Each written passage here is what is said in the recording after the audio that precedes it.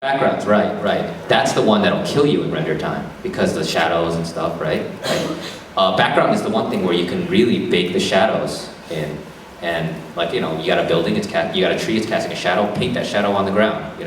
It's I mean you'll run into the ifs of like, what if I want the sun to move and the shadow to move across the ground?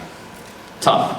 Right? You're here to make movies, you're not here to make tech demos, Plenty of things have gotten across. You have to understand, there's an emphasis on being sloppy. Like there's an emphasis on things not working and creating this legacy of bad data for the sake of delivering to the moment. So like backgrounds, almost like the only background I rendered entirely, and the only movie I rendered entirely was Haloid, and what happened? I had no shadows because I didn't understand shadow maps at the time.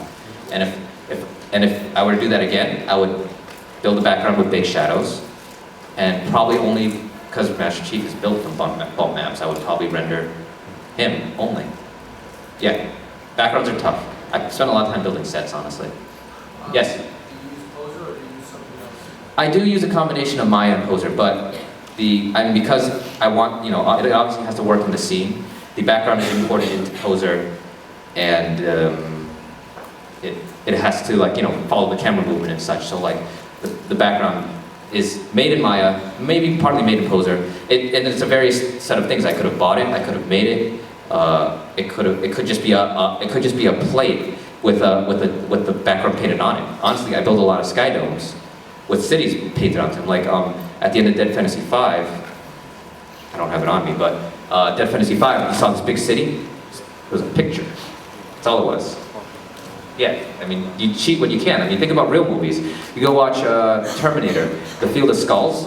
Skulls in the foreground are full size. Skulls behind that are 3/4 size. Skulls behind that are 1/2. All the way down to the skulls being the size of a ping pong ball. Forced perspective. If that was a game, a guy would walk out there and why are these skulls so small? It's a movie. You're looking at it from one angle. That shot needs to work.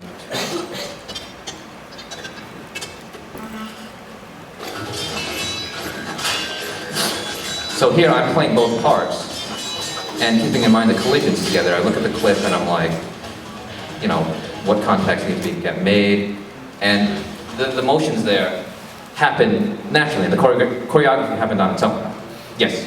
So it's going to be an integration of both. One more question. You. Okay. When I downloaded Dead Fantasy 2 before, and I noticed that there's like these weird composites where I will see like the camera's panning and then Riku's there, and then there's another one where it's just the background. Is that you like fitting all the layers together in the video itself? Oh right, like someone will be in front of something they're supposed to be behind. Or I guess I don't know. It's like are you meshing all the layers of the video? Oh right, I render separately. Yeah. I render separately because. Not even render. I output separately, and Poser will export PNGs, which has the alpha channel in it.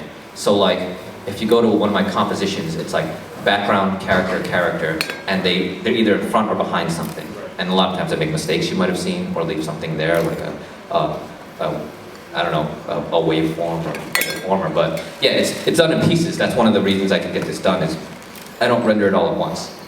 Yeah. I guess that's it. Wrap it up.